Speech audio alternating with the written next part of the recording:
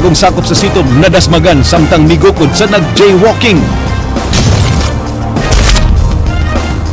5 kabalay sa Barangay Suba nasunog, 3 ang naugdaw. Eskwelahan sa Naga City delikado sa landslide, klase gisuspenso hangtod sunod semana. Karaang bala sa kanyon nakita ang ilawom sa Forbes Bridge. Mga kapatid star sa TV5 may bisita sa mga eskwelahan sa dakbayan sa Sugbo. Arnis World Championship anhi paygayon sa Sugbo.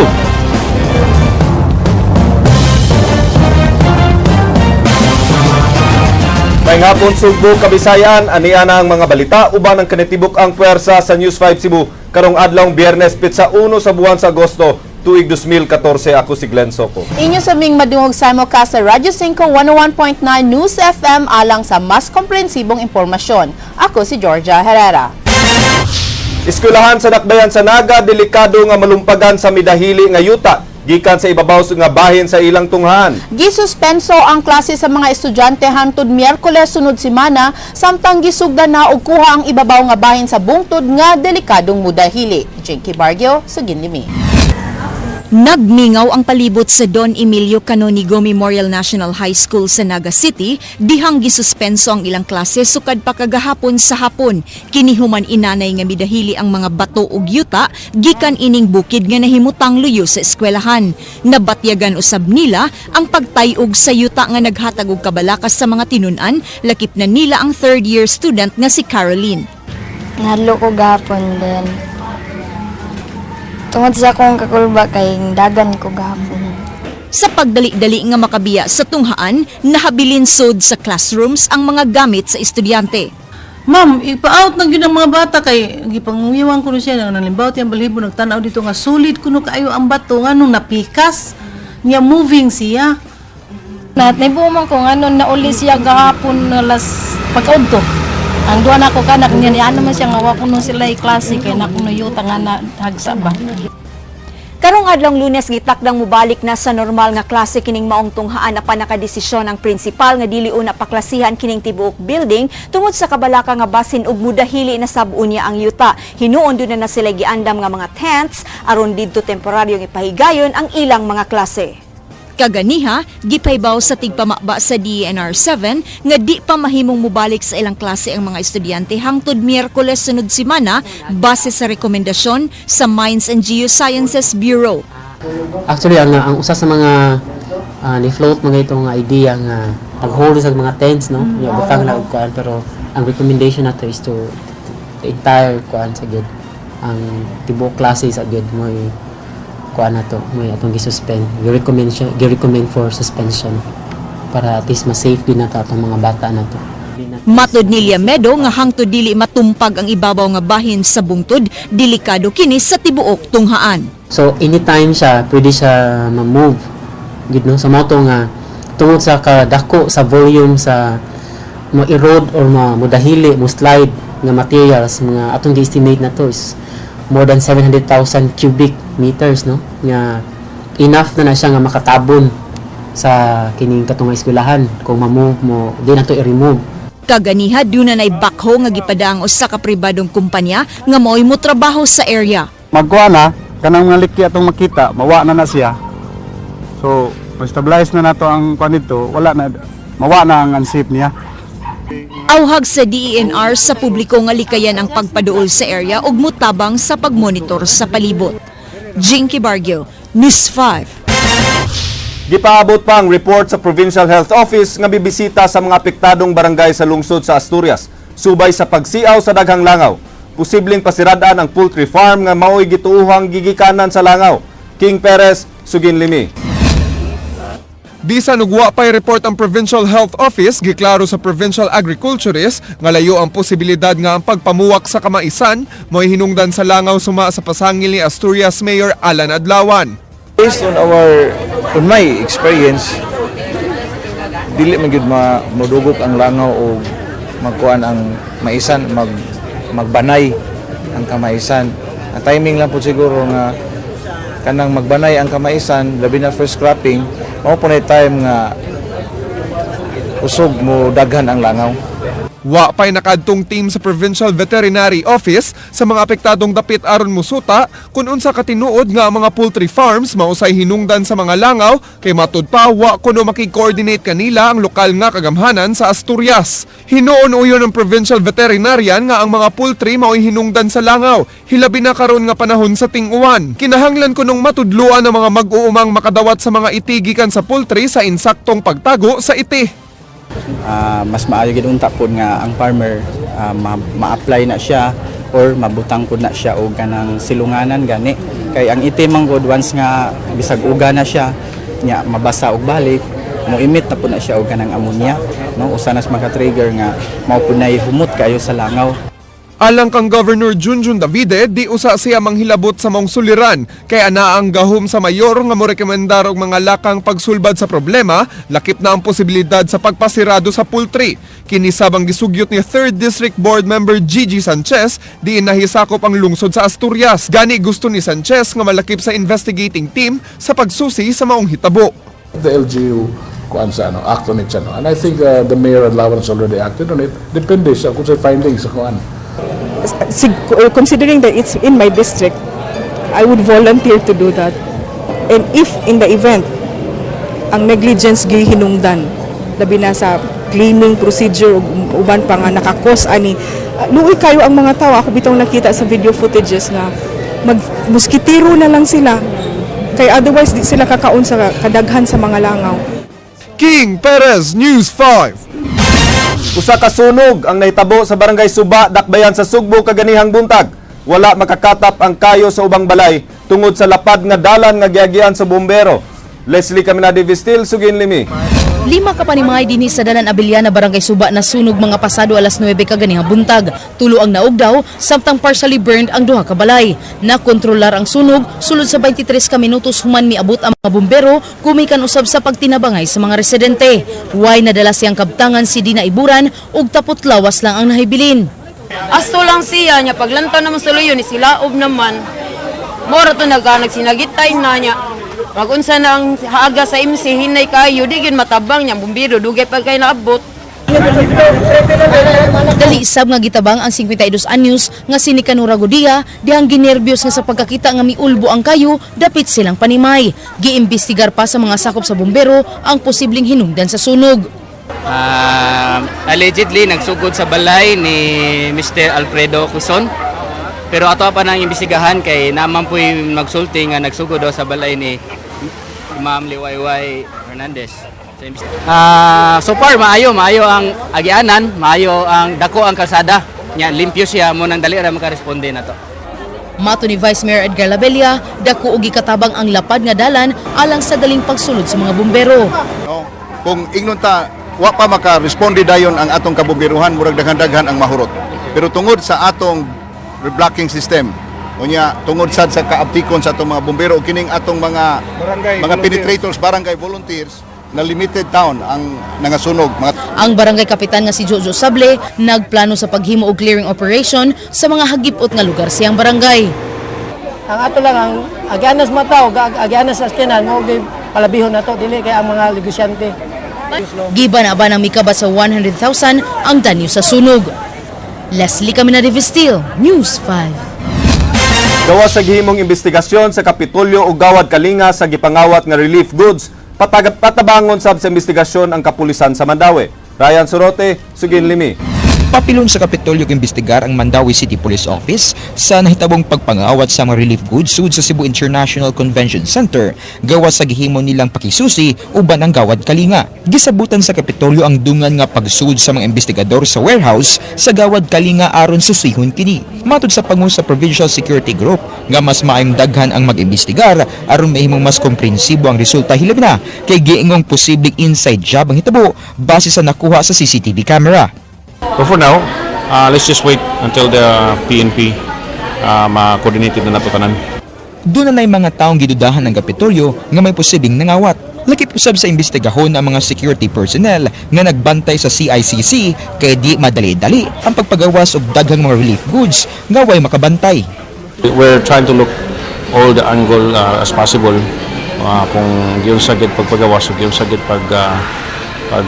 kuha sa mga kuan na mga katong relief goods. Kasamtangang temporaryo unang gihold ang mga relief goods sa Gawad Kalinga hangtod nga mahuman ang makuti nga investigasyon. Ryan Sorote, News 5. Subay sa maong balita, ang kawat sa mga relief goods sud sa CICC wa ma-blotter sa kapulisan. Kini ang hinungdan kung ngano nga wala pa makaimbestigar ang mga pulis sa Mandaue. Jinky Bargio, sugin nimi. Way gihimong investigasyon ng kapulisan sa Mandaue City Police Office sa nahitabo nga pagkawat sa mga relief goods sud sa Cebu International Convention Center. Ang hinungdan kay hangtod karon wa pa mablatter ang panghitabo sa theft and robbery section ug bisan na sa Station 1 di nahisakop ang CICC. Hinuon matod ni Police Inspector Zenaido Sanchez, mihimo sila og pasiunang lakang alang sa investigasyon kung makahatag na ang Kapitolyo og kumpletong detalye sa hitabo. Among gipangutana dito, in fact among gibawa sa sources dito nga wa pa dito ma-reported rin sa among area day. So nag-initiate na lang mi og kaugalingon nga investigation. If the said people will come to our office regarding the incident, so we will also make a follow-up for that purpose. Sa pagkakaroon nagpaabot pa sila sa koordinasyon sa provincial capital aron mahibaw sila kung asa nila sugdan ang ilang investigasyon. So pagkakaroon, willing mi mo assess nila kung masabi mayo kung maaari sila sa among opisina aron makaatag sila mga isaktong detalye sa maong naitabo dito sa SESISO. Jinky Bargio, News 5. Gibutyag ni Bukal Carmen Durano Meca nga mao say Vice Chairperson sa Cebu Provincial Anti-Drug Abuse Commission nga naghugpong dayon sila dihang nahibaw-an nga dunay drug paraphernalia nga nasakmit sud sa Cebu Provincial Detention Rehabilitation Center. Gipasalig ni Meca nga dunay himong lakang ang sipadak sa pagsuta sa gikatahong iligal nga kalihukan sama sa pagkalambigit sa CPDRC sa gidiling drogas. Duna na sayb kunoy nagduda ang sipadak nga dunay samang kalihukan sud sa prisuhan ug nakumpirmar gyud kini subay sa pagkasakmit sa drug paraphernalia. Iapil sa himuang investigasyon ang nagdumala sa CPDRC lakip na si Jail Warden Romeo Manansala. Apan alang kay Governor Junjun Davide, dako paghihapon ang iyang pagsalig sa Jail Warden. Naukay ang Kapitolyo nga maoy na nag-iya sa CPDRC human gipasanginlan ng usa sa mga inmates nga mo'y tighatag og binutong shabu kang Jocelyn Correa nga nasikop sa usa ka bypass operation ni adtong Martes. We see nagyud nga it's really proven nga there's something going on sa PDRC.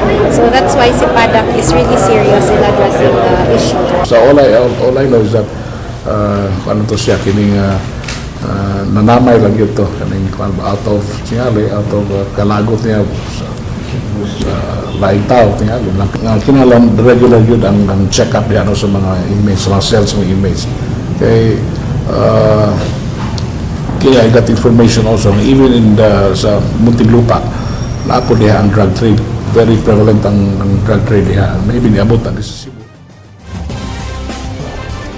Bisan sa nahitabong enkwentro sa mga sundalo ug NPA didto sa Escalante City sa Negros Occidental ganihang kadlawon, gihulagway sa kasanduluhan nga mihuyang na ang grupo sa NPA. Target nila nga mahimong insurgent-free ang Negros Occidental karong tuiga. Andrea Patanya, Sugin Limi. Patay ang usa ka sakop sa New People's Army ug samaran ang kauban niini atol sa enkwentro sa 62nd Infantry Battalion sa sitio Madrak, Barangay Dianay, Escalante City, Negros Occidental kaganihang alas 4:20 sa kadlawon.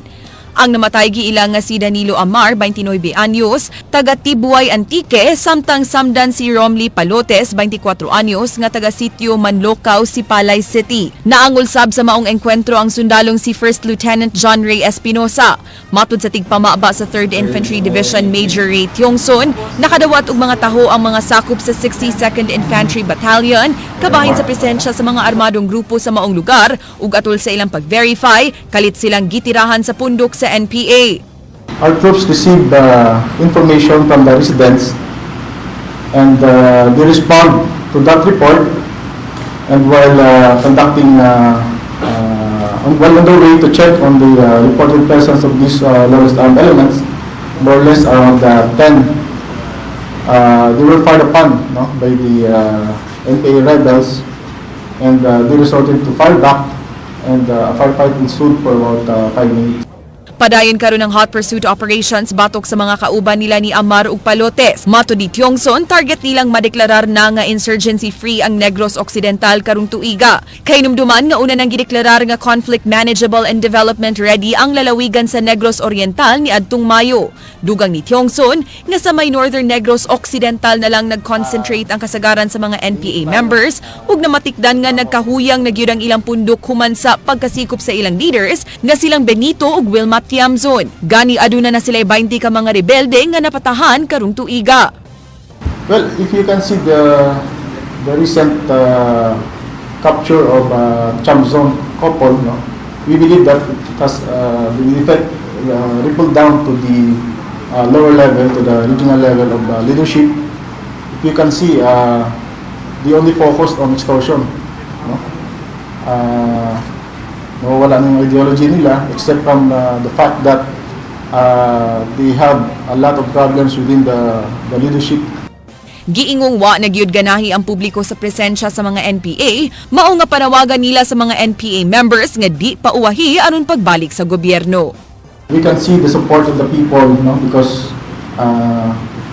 they realized na itong mga communist insurgents sa area nila,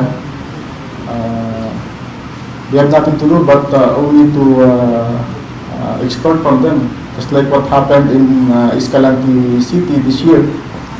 Andrea Patenia, News 5.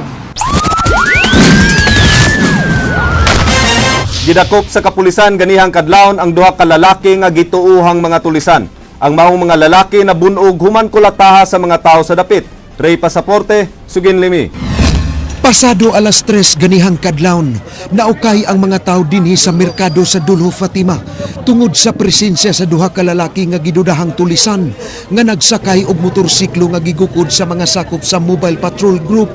Naabtan sa news team ang mga pulis nga nangita sa usa sa duha ka lalaki ug pinaagi sa tabang sa mga tao na dakpan gyud si Jerry Labrador nga taga Barangay Kalunasan. Nakaangkon og bunog ang dinakpan human nakatilaw og kulata sa mga tao. Ang katong kong kauban, amigo to nako. Gadto ko niya sa amoa. Gihapit ko ba niya ang bag yung tan ako. Pero na abtan mi nila. Gisutoy siya akong ginanunong. Kasi di nanunong, di man mohunong. Sunod nga nadakpan sa mga pulis ang kauban ni Labrador nga si Edsel Caballero nga taga Poblasyon Pardo kinsa nakaangkon sab og bunog human gikulata gihapon sa mga tao sa lugar. Tug-an ni Caballero nga usa siya kahabal-habal driver. Asoy niini nga samtang nagparking siya sa may Mango Avenue at tubangan sa usa ka bar kay naghuwat sa iyang suki nga dancer. Kalit lang kunong miduol kaniya si Labrador ug mitanyag nga pakyawon siya niini. Pakyawon ka bro na. Unahan sa San Carlos. Madali ko ansag ko sir. Mapagnayin ni kuan tingog no ba akong lingi siya ay paglingi ditso. Na riya. Ingon siya nga ikaw kun nga hatag bag, bakrayan siya ni mo magbag katong. Oh sir, ako rin ako driver sir. Gidudahan sa kapulisan nga gikan nanulis ang duha kay wa na ma-recover ang bag nga giingong gilabay atol sa ginukdanay sa wa pa sila malamba sa ilang gisakyang motorsiklo. Si Labrador miangkon nga kaila siya ni Caballero apan si Caballero wa makaila ni Labrador. Isa nga ito mong amigo. Juan, Itzel. Pero kaila mo ato? Wala, nana ni Brad. Isa nga mo. Itzel. Kaila mo lagi siya mo. Itzel. Ya ikaw wa kaila niya. Matud sa kapulisan nga ilahang nakuhan og armas ang usa sa dinakpan. Ray Pasaporte, News 5. Naatlan sa pagpatrolya sa Cebu City Intelligence Branch ang tulo ka mga video karera machines gikan sa usa ka panimay sa sitio Wakwak sa may barangay Sawang Calero sa Dakbayan sa Sugbo kagabi. Nagduda ang kapulisan nga gibilin lang sa gawa sa balay ang mga illegal gambling machines. Nasuta nga bag-o pang giassemble ang usa niini. Way miangkon nga tag-iya sa maong mga makina sa illegal nga sugal nga wa say nadakpan ang kapulisan.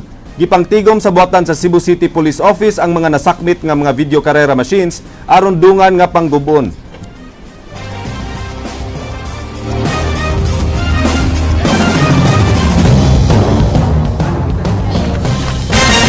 sa pulis ang kanhi gwardiya sa usa ka security agency kay wa kuno giuli ang giisyu ni ining armas. Katarungan sa maong gwardiya nga wa niya giuli ang armas kay wa man siya sweldohe. Apan dihang giuli sa gwardiya ang armas, wa kini ilihis sa security agency. Ray Pasaporte, Sugindimi.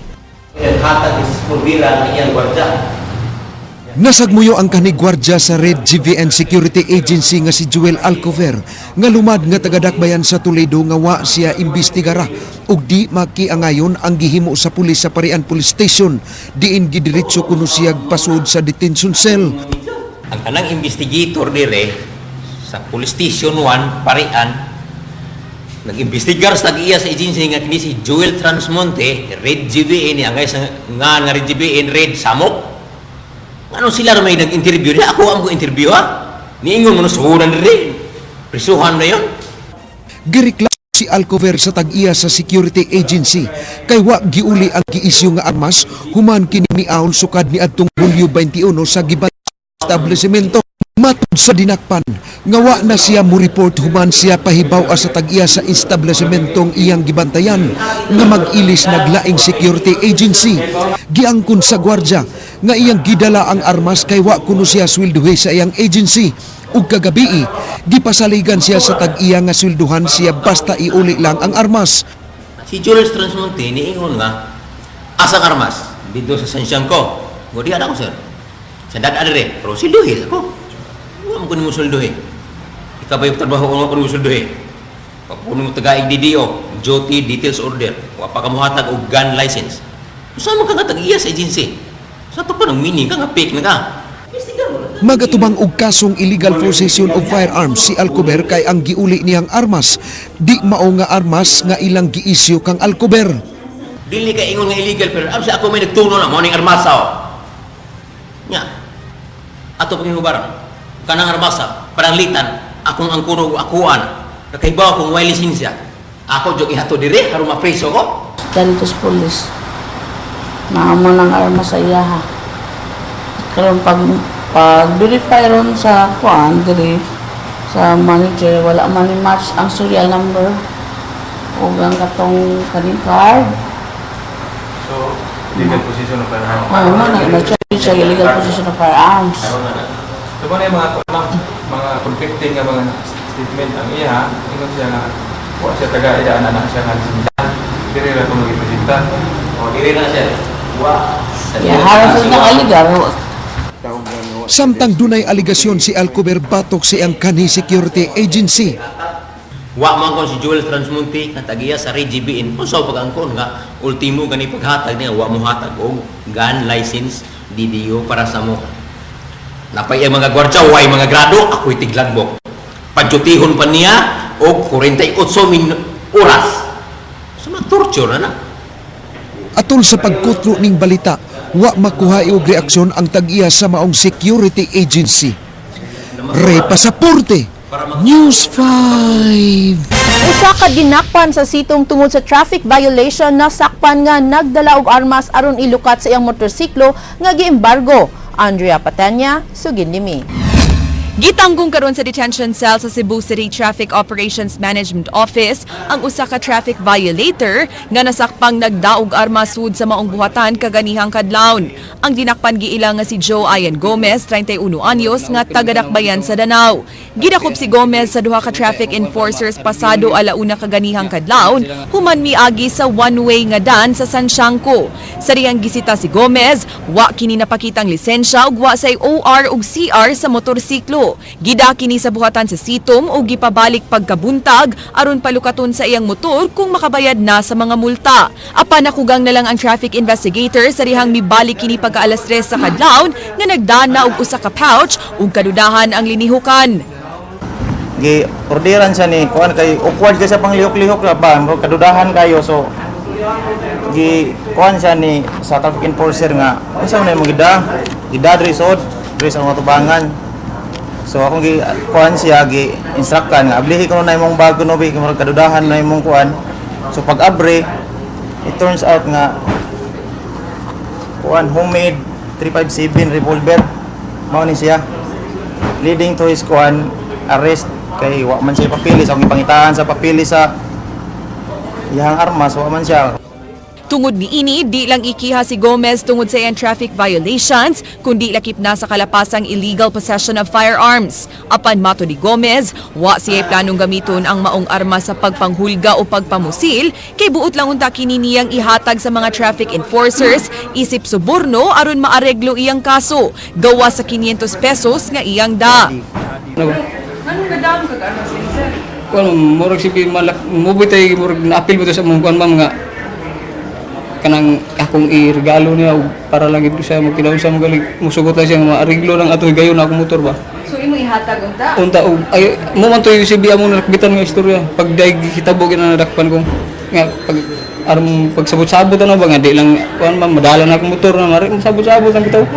Apan sigo ni Sitom Operations Chief Joy Tumulak, bisan unsa man ang intensyon ni Gomez sa pagda sa maong armas, mapasalamaton siya nga nakit-an kini sa wa pa niini mabuhat iyang posibleng dautan nga mga tumong. So dili mo mahadlok nani or part ng gini sa Part na siya. Nasayran nga sukad-masukad, wa gyud security guards ang building ug impounding area sa Sitom ug bugtong mga sakop sa BIN kun Barangay Intelligence Network ug General Services Office sa Cebu City Hall ang magbantay sa building. Bisan man ug adunay armadong mga sakop sa traffic police sa SUD, di gihapon nila mabantayan ang ganghaan tungod sa kadaghan sa ilang trabaho. Tungod sa karisgo sa trabaho sa mga traffic enforcers nga kanunay madungtan sa mga traffic violators, plano karon sa mga opisyales sa Sitom nga mas pahugtan pa ang seguridad sa ilang building, pinaagi sa pag-inspeksyon sa bag sa kanang mga tao nga musud sa ilang buhatan. Panawagan sab nila ngadto sa mga opisyales sa Cebu City Hall nga dunggo na ang ilang hangyo sa pagbutang og mga security guards sa ilang building. Mo na among request no. Dugay namin nag-request dili lang kay sa opisina sa Sitom butangan og security guard. Hasta nga itong impounding area. No? Kay pulis man mga civilian ang nagbantay. So, nag-request na miyana sa City Hall, siguro, kining hitabua, makapamata na siguro ni sa mga pangayuan og request na dungagan gid og security personnel ang Sitom, especially karon nga nanay ginanakpan. On guard gyud ta perme, di gyud ta mo kumpiyansa. Whenever kung naunay mga tao musulod sa ato ang premises, sa atong office, dapat aware kita, prepare kita. Andrea Patania, News 5. Gipasakaan og kaso katong duha ka lalaki nga nakuhaan og mga illegal nga armas, drugas ug mga gamit nga pagpangisda niadtong Domingo. Nagtuo ang labaw sa Provincial Anti-Illegal Fishing Task Force nga dunay nagpaluyo sa duha. Ryan Sorote, Sugin Limi. Gidiretso sa korte ang pagpasaka og sumbo nga paghupot og armas, drugs ug eksplosibo nila Jake Perez ug Richard Laison nga nadakpan sa Joint Operation sa Naval Forces Central o Provincial Anti-Illegal Fishing Task Force niadtong Domingo sa gamay nga pantalan sa Barangay Mambaling, Dakbayan sa Sugbo. Matod sa pangu sa Provincial Anti-Illegal Fishing Task Force Loy Madrigal, wa na miagig inquest ang duha ug bot nilang tubangon dayon ang mga subong sa korte. Una nang mihimakak ang duha nga di ila ang mga kontrabando nga nakuha sa ilang gisakyang panagatan. Di ko matingog kay? May istorya sa mga abogado, sir, ako na may istorya. Nagtuo si Madrigal nga posibleng dunay nagpaluyong dakong grupo sa operasyon sa duha ka mga dinakpan. Ila pang gisusi kung asa gikan ug asa paingon ang mga dalang marijuana sa mga dinakpan. Yung mga bata na dunay posibilidad nga dunay grupo na kanang na kuyog sa grupo ba. So ato pa nang subay karon og unsang grupo ha, kinsang grupo ha. Tungod sa hitabo, gipahugtan sa kagamhanan sa lalawigan sa Sugbo ang pagmonitor sa mga coastal waters ini sa posibleng pagtransport og mga kontrabando og mga endangered nga makahuyupan. Naglaraw sab ang Cebu City Government nga magbutang og mga gagmay nga pantalan sa mga coastal barangays aron ma-monitor ang mga mudunggo nga mga panagatan sa dakbayan nga posibleng magdala og mga illegal nga kontrabando. Ryan Sorote, News 5. Vintage bomb nakaplagan sa usa ka mamasuray kagabi sa ilawom sa Taytayan sa may Barangay Pasil. Ray Pasaporte, Sugin Limi. Gidala sa Barangay Hall sa Pasil ang vintage bomb nga nakit-an ni Archer Rumo sa ilawom sa Forbes Bridge nga nagdugtong sa dalan Tupas og Magallanes sa Barangay Pasil sa Dakbayan sa Sugbo. Matug na unta si Rumo sa ilawom sa Taytayan apan tungod sa kangitngit nakadesider siyang mopalit og kandila. Sa iyang pagbalik, nakatunog siya og puthaw mao nga nalipay siya kay kun iya ning mapatimbang, makakwarta siya hinungdan nga iya kining gidala sa ibabaw sa taytayan apan dihang nahayagan na, bumba di ay ang maong puthaw. Pagtunog, putaw, kwarta na ni. Pagsakyan ako babaw, sakit ko kay. Buwang nga bala, nita ko kaistanan. Wala magdugay, miabot dayon ang mga sakop sa Special Weapons and Tactics kun SWAT team sa Cebu City Police Office. Delikado mo buto pa na. Kasagaran gud sa muang kuan kani makarikaber magani mi sa usahay sa junk shop ani. Amo lang kaon. Oh, amo ra ibutang kato sa amo office kay wa mo gid may proper pang gitan. Yeah. Once nga naay disposal nga sa bomba, i-apil na siya. Ray Pasaporte, News 5.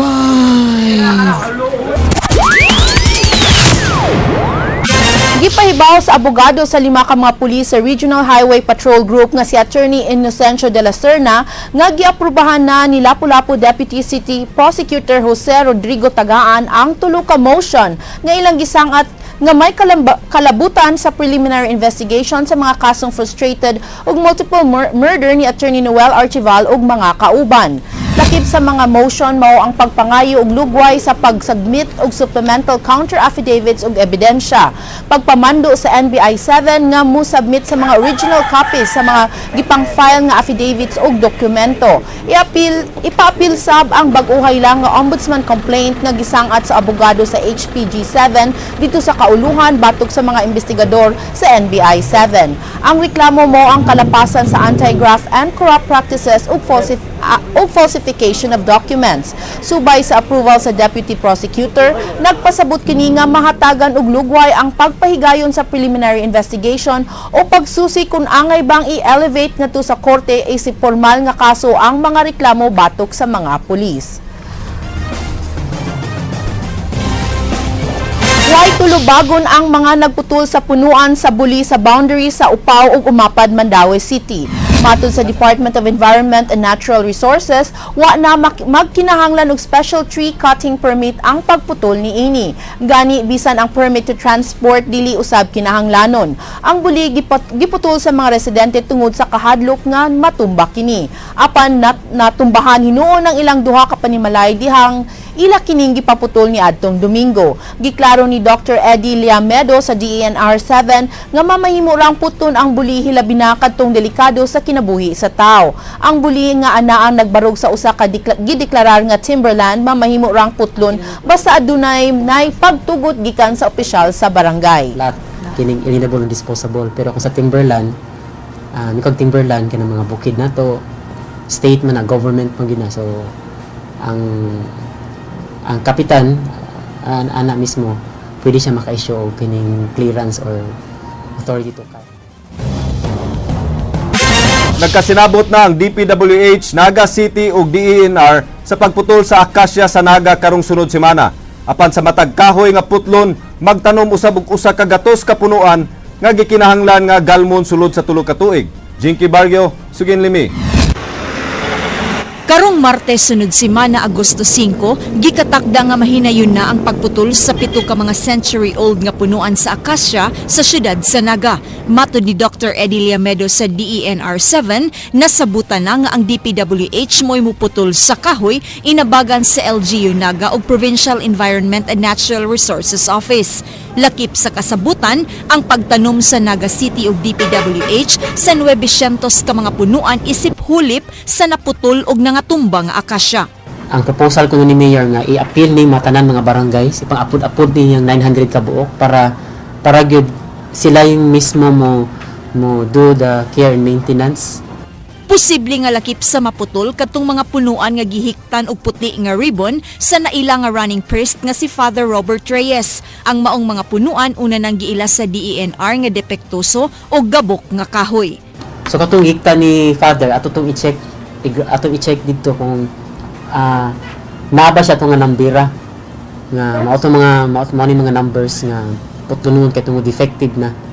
Sa lungsod sa San Fernando, 77 na kapunuan ang giilang putlon diin 28 ini mga akasya, samtang sa Perelos, Carcar City, upat sab ang giila nga peligroso. Gipahibaw ni Liamedo nga istrikto nilang monitoron ang giingong pagtanom sa ipuli nga mga kahoy lakip na ang pag-amuma ini sod sa tulo ka tuig. Ang mga publiko atong giawag nga sila mismo magbilantayo no nga dili lang ang DNR mo bantay, dili lang ang DPWH ang LGU sa no ang tanan kita no atong bantayan ni siya nga aron serious gid ta ani.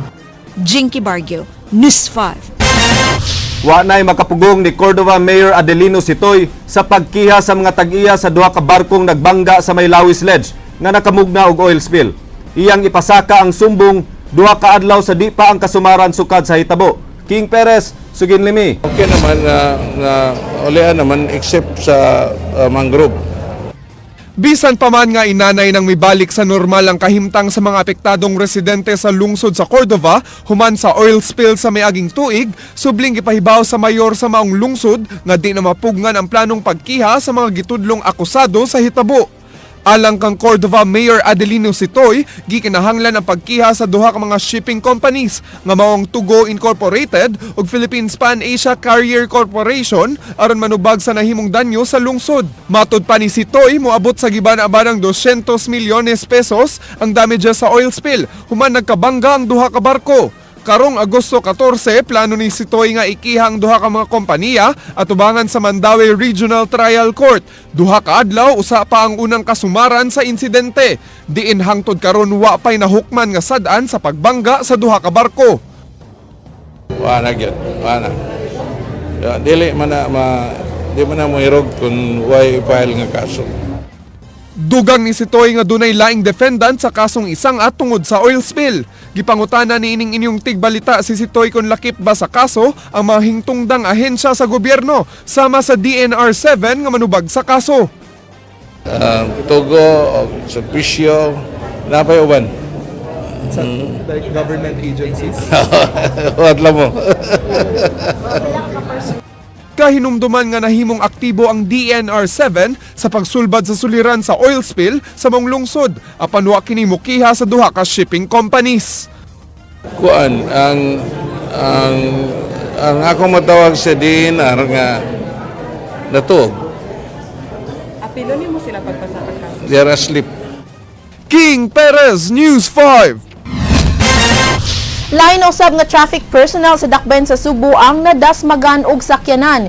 Gikukod niya ang usa ka violator sa jaywalking samtang nagpadayon og dagan ang mga sakyanan. Andrea Patanya, Sugin Limi. Laing traffic personnel na sab ang nadasmagan samtang nag-duty kaganihang buntag. Ang biktima giilang nga si Jocelyn Vesilia, 41 anyos, taga Barangay Tisa ning Dakbayan. 7 ka tuig na kining nagtrabaho isip parking attendant ug ibalhin pagka jaywalking personnel karon lang adlaw. Matud pa, aduna kini gigukod nga jaywalking violator sa Maydan Colon pasado alas 9 kaganihang buntag ug milabang samtang caution ang traffic light signal. Naigo siyag delivery van nga gimaneho ni Noel Kamukamo, 24 anyos, lumad nga taga Bohol. Pagdaga niya, pag iyang gitanaw ang stoplight na caution pa. Nya paglabang gyud niya, sakto jud kay pagitabo na paglabang igo gyud niya agi ang panel na truck. Pag igo yan dire. Pag igo, bunal siya. Moto nag-bleed iyang dunggan. Nya iyang dire po na part. Moto moy bunog kanin diri tapita. Mato di Kamukamo, kalit kaayo ang panghitabo ug sukwahi sa giingon sa kauban sa biktima nga caution ang nagsiga sa traffic light ni atong higayuna, go kini kun green traffic light signal, mao nga nagpadayon gyapon kini sa pagpadagan. Di chorom do siya man bisag green ay go siya ba labang ra yung sitom. Maraming sad kuan. Na siya gigukod ba kanang jogging bawa po siya kabantay na labang na siya galit mo ito naigo lang siya na ako. So go na dito? Oo, go lang siya ma'am. Mitahan ra si Kamukamo ug sa wa pa kini gipriso, mipalit usa sa mga tambal sa biktima. Hinuon luwas ra si Vesilia gikan sa talandugong kahimtang. Dinoon so far, base sa kong naibawan gikan sa tong doktor, dili magkaayo sa alarming, pero ang ila lang is gusto lang silang maniguro. So muna nga ipa-CT scan and then ipa-x-ray ang katong iyang abaga nga mo naigo sa sakyanan. Mo na to siya, i-CT scan siya. Pero usually sa iyang mga naangkon na bunog o samad. Kuan lang, bunog lang, kinatapsingan lang siya sa kining side mirror. Ikatulong aksidente na kini sa mga traffic personnel karong tuiga. Kahinumduman nga ni adtong Hulyo 16, namatay ang traffic enforcer nga si Maria Teresa Bascones human maligsi sa SUV nga gimaneho sa usa ka Koreana. Duha ka adlaw ang milabay, nadasmagan sab ang laing traffic enforcer nga si Bonifacio de la Cruz, 52 anyos, human maigu og motorsiklo sa may General Maximum Avenue. Mato ni Sitom Operations Chief Joy Tumulak, wa sila mapakya sa pagpahimangno sa ilang mga sakop sa pag-amping sa ilang trabaho.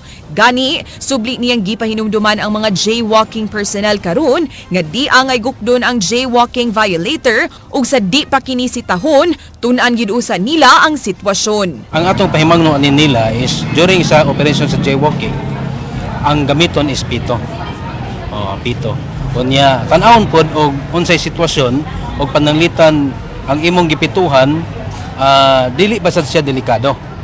Kay simbako niya og inigpito nimo, mohunong siya, simbako niya og siya na si Mego. Andrea Patenia, News 5. Huwang ra ang usa ka semana nga training alang sa mga bagong sakop sa Situm. Kini na obserbahan sa mga karaan nga sakop niini. Leslie Caminada Vistil, Sugin Limi. Nanginahanglan pa og dugang training alang sa pagdumala sa traffic ang mga sakop sa Situm. Matod sa usa ka traffic enforcer, bag-o pa siyang trabaho ang nabanggaan nga traffic personnel nga si Jovelina Visilia. Usa ra ka semana ang nadawat nga training niini. More training kay dili pa sa lalim ning natasdan kay delikado biya. Kaya pag na sila ay kanang kalikuan lang nga arjud sila sa daan mga di pareha na mo nga dugay nami sa serbisyo. Makabantay na mi mga uptake ni mi bag nabay sa kanan paingon na mo makalihay mi daan ay bay kusog kastanan makalihay na daan. Sina Visilia, way gisulob nga vest dihang nadasmagan samtang nagukod og jaywalking violator. Matod siyang kauban nga si Philbert Bordadora, wa pa sila mahatagi og vest tungod kay unang adlaw pa nila silang assignment. Matod niya, mandatory nila karong Lunes ang pagsulob sa reflectorized vest. Bago pagid mi gi-deploy karon nya temporary lang sa ni siya. Ig Monday na nagin may proper uniform. Ana ma'am, disgrasya ma'am. Apil na sa mo. Angkon me, apil na sa mo trabaho gyud. Ibaw mi kini trabaho risgo gyud siya. Samtang si Vice Mayor Edgar Labella nagkanayon nga importante ang pagsulob og reflectorized vest, hilabi na nga na-assign sila sa mga eskina aron mabantayan sa mga driver. Those who are working on the streets nga magsulob gyud reflectorized vest, naamang gyud tay order ana. Leslie Caminada Vistil, News 5. Usa ka motion to dismiss i-file sa City Legal Office sa sumbong batok sa mga opisyal sa dakbayan sa Sugbo nga gisangat atubangan sa Office of the President. Si Mayor Michael Rama, Vice Mayor Edgar Labella ug 13 ka konsehal gipasakaan og sumbong nga grave misconduct ug abuse of authority tungod sa pag-approve ug pagpanghatag sa financial assistance sa mga empleyado sa City Hall.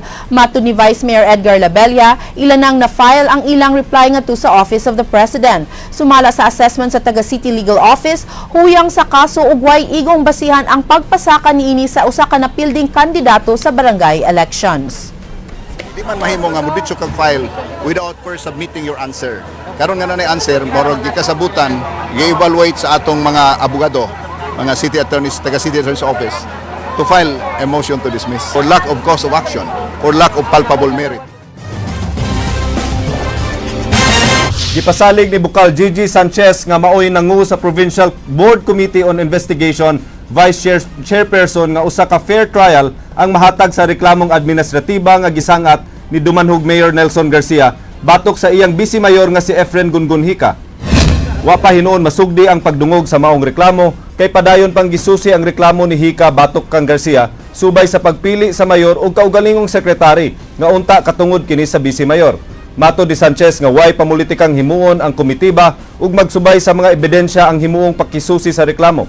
Mga kaubanan ni Hika sa Liberal Party ang mga sakop sa komitiba nga mao'y mudungog sa reklamo ni Garcia nga gibulsa ni Hika ang 10,000 pesos nga gikan sa panudlanan sa kagamhanan sa Dumanhog pinaagi sa pag-usab sa mga detalye sa resibo ug ubang dokumento atol sa gihimong liquidation niini. Nato ma-refute ang document. So that would in itself say na he will be given a fair trial. The documents naman atong laban. Formal karong gibuksan ang karong adlaw sa kagamhanan sa lalawigan sa Sugbo ang ika-445 katuig nga kasumaran sa pagkamugna sa probinsya. King Perez, Sugin Limi.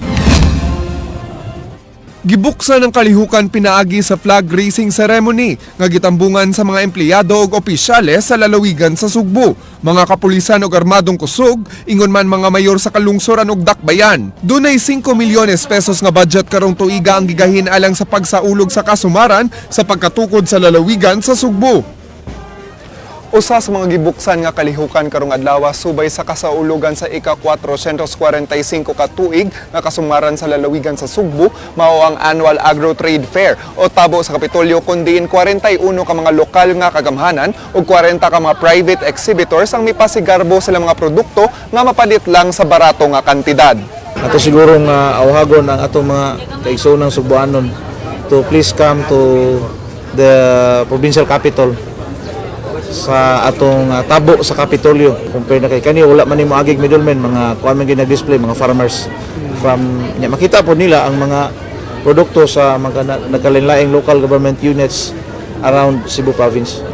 Bisan og karong Agosto 6 pa ang adlaw sa 445th founding anniversary sa probinsya, mensahe sa gobernador sa mga Sugboanon mao ang paghinumdom sa mga milabayng henerasyon nga nakaabag sa pagmugna sa progresibong Sugbo.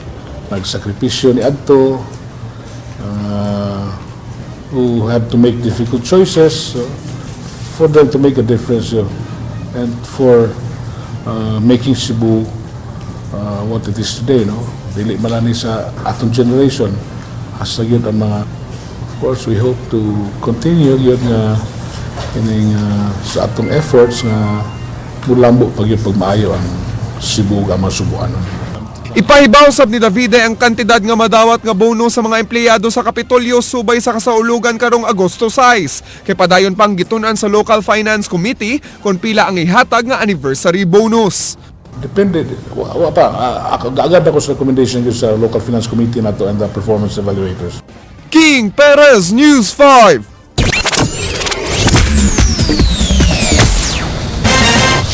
Tulo ka mga tunghaan sa dakbayan sa Sugbo ang napilian aron bisitahon sa mga kapatid stars alang sa tulo ka adlaw nga Happy Ka Dito presents sa Eskwela Kay Saya, Sibuleg.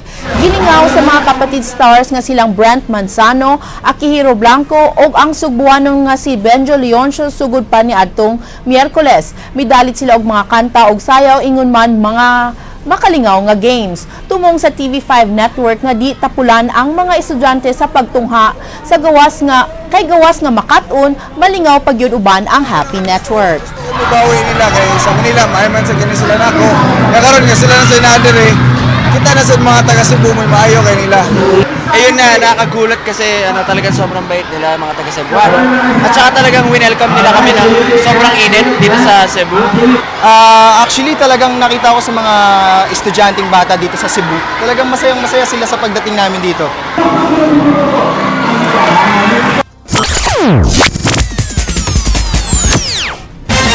Andam na ang syudad sa Sugbo alang sa Ironman Triathlon karong Domingo. Matod ni Vice Mayor Edgar Labella, ready na ang taga-sito, mga pulis ug medical teams alang sa international sporting event sa Sugbo. Gawas sa pagsira sa mga kadalanan sa dakbayan sa Lapu-Lapu, gikan sa Second Bridge hangtod sa Punta Inganyo, sugod alas 5 sa buntag, sirad-an usab ang mga dalan sa Mandawi, paingon sa SRP hangtod sa may Tangke Talisay. Dili usab angay mabalaka ang mga sakop sa pulis ug sitom tungod kay nangandam sad sila og allowance alang sa ilang pagkaon. Everything is in place. There was a specific instruction of Mayor Rama to provide police, sitom, traffic, and even emergency measures because of for as long as they pass through our territorial jurisdiction in the streets of Cebu City. Andam na ang organizer sa Ironman Philippines, gani duna na sila giandam mga contingency plan kung ugaling mutumaw ang daotang panahon karong weekend. Gabi Malagar, Sugin Limi. May pasalig ang mga organizer sa Ironman 70.3 Philippines Triathlon nga i-implementer nila ang Plan B sa higayon nga adunay daotang panahon nga moigo sa Sugbo atol sa pagpahigayon sa maong prestihiyosong sporting event nga himuon karong weekend. Advisories will have been released already. Okay, these traffic advisories that the organizers release is based on the different announcements made by the LGU. In our last coordination meeting yesterday and also on Tuesday, okay, all of the other passage routes have been discussed already. Gibutyag sab sa race coordinator nga wala pa sila masayod kung unsay lain nila nga buhaton kay magdepende kini sa sitwasyon sa dagan sa panahon. Gitugaan sab ni Manawis nga dugay na nilang gihimuan og sulbad ang rerouting ingon man contingency plan alang sa lumba. Nakig-alayo na sab sila sa nagkalain-lain nga local government units nga makatabang sa pagpahapsay sa dagan sa trapiko. Ila na sab gitumbok kung asang dapita ang sirad-an alang sa mga sakyanan. We have always have contingency plans for any of this event. Just like last year, it was raining on Saturday and we prepared our contingency. But on Sunday morning, it wasn't raining anymore.